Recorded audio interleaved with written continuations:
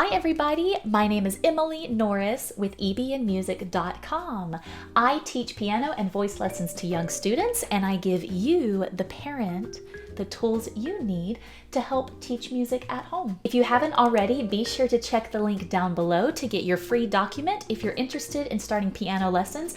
I have listed 5 important things you're going to need before starting, so I hope that that's helpful. And lastly, be sure to check last week's video on how to find a good music teacher. In this video, my aim is to help us understand the roles of both parent and teacher when it comes to music lessons. As a teacher for a few years, I have a pretty good idea of the roles of teacher and parent and how you can divide those roles up to really help students reach their full musical potential. So let's get started.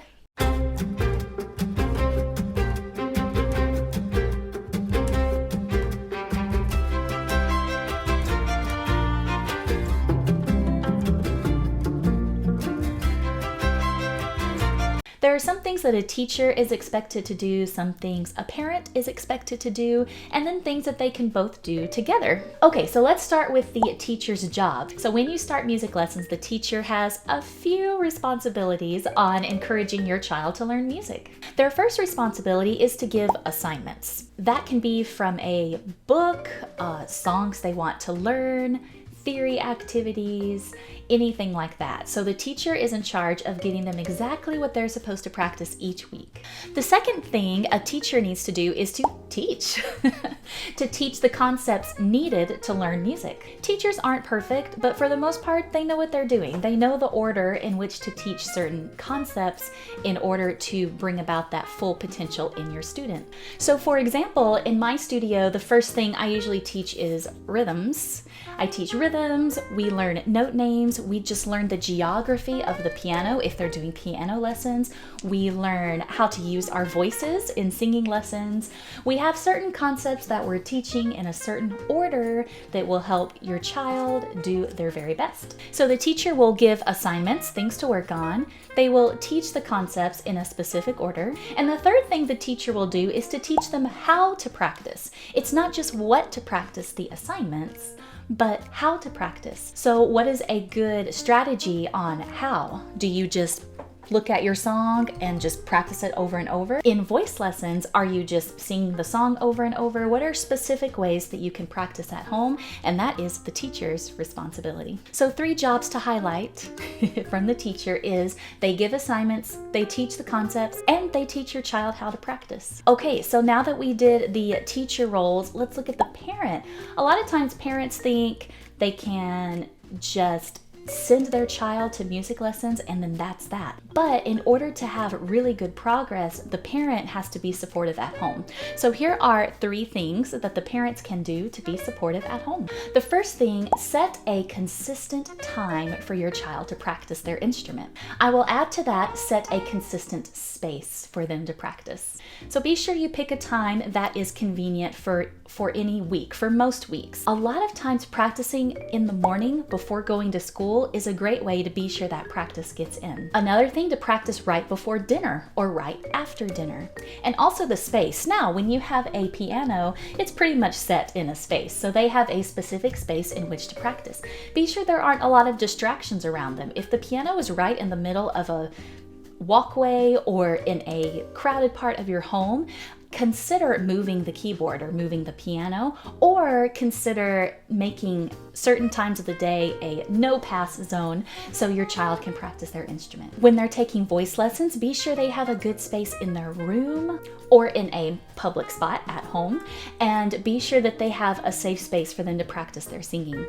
The second thing that you can do at home is to encourage music all the time. What I mean by that is to encourage singing and music and rhythms and things like that at home in spots that don't involve practicing. So listening to music together, singing songs together, singing songs before bed, doing anything musical, just the exposure to music helps so much in learning it. You don't even have to have specific practice time. It's good to set a consistent time to practice, obviously, but don't let that practice time and don't let music lessons be the only time that they experience music. They'll start to look at it as a chore. They'll start to look at it as, do I have to do this? And we want music to be part of their lives all the time. So not only setting a consistent time and space to practice, but also setting aside some fun times for music, singing with each other, playing instruments. If you have an instrument like this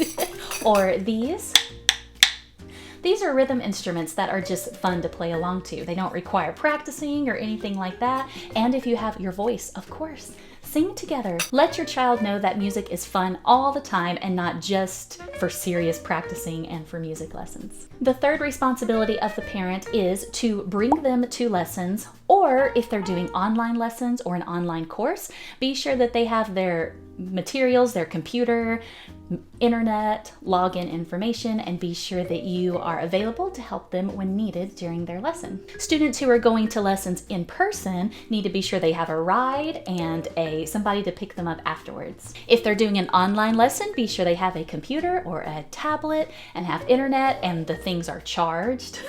And you might have to stick around during that online lesson to be sure if there's any technology issues or troubleshooting things. Now, if you're taking an online course, which is self-paced, be sure that you help the child watch the videos and do the assignments as needed. If you're interested in an online course, I'm developing one and launching it very soon, so be sure to watch out for that. Okay, so the parent's job: set a consistent time and space to practice, encourage music all the time for fun, and be sure the student gets to their lesson on time and has their materials and all the online stuff that they would need. Now, I don't want to neglect the things that both parent and teacher can do together to encourage music learning all the time. Incentives. So both teacher and parent can put incentives in place for practicing. So in my studio, if they're an in-person student, they have a punch card. So for practicing, so depending on how many days they practice that week, they punch holes in their card, and when they fill it up, they can draw from my treasure box. For online students, they have beads. So as you can see, this ribbon is pretty much full. So they put a bead for each day that they practice, and when they fill up their ribbon, I send them a prize and a new color ribbon. You can also encourage incentives at home. A lot of times, if both incentives are in place, it really helps encourage the child to practice. Consider doing something similar to this at home, a punch card system, and having your own reward if they practice a certain number of times. Maybe the teacher is wanting them to play a specific part of the song 5 times. Maybe each time they practice it, have a little M&M or their favorite candy, and each time they play it, they can eat the candy. Something similar to that, something that the child will really look forward to and will incentivize them to practice. The second thing that both parent and teacher can do is make it fun. Make it engaging. Be sure that there's songs that they want to practice. Don't make practice time a chore. Make it a fun thing. We're going to do something fun afterwards. Give them some time to explore the piano, explore their voice, explore their instrument. Music and playing instruments should be so fun. So find everything you can to make it fun and engaging. And this goes for teachers too. Sometimes teachers forget that it should be fun. And the third thing both parent and teacher can do to encourage their child to learn music is communicate with each other.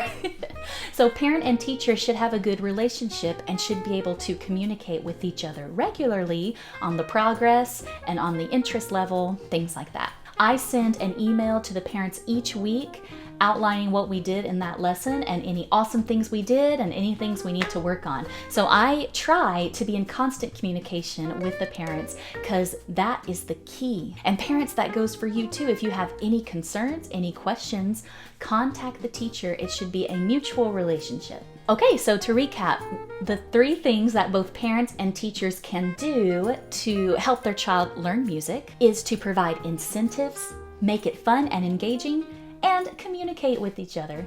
All right, everybody, I really hope you found this video helpful. Please comment down below. Let me know if you have any questions or any other content that you'd like to see in the future. Any questions or concerns you have about music lessons, I am happy to answer them, so let me know. Good. It wasn't on. Goodbye to you. See you.